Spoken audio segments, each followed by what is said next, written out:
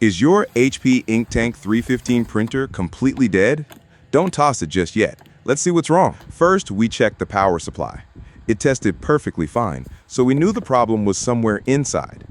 After opening up the printer, we found the main board had a lot of corrosion. We tried cleaning it thoroughly, but unfortunately, the damage was too extensive. This board is beyond repair. The only fix here is a replacement board. If you're having the same power issues, corrosion on the board might be your culprit too. For more tech fixes and tips, hit that like and subscribe button and let us know what you want to see next in the comments.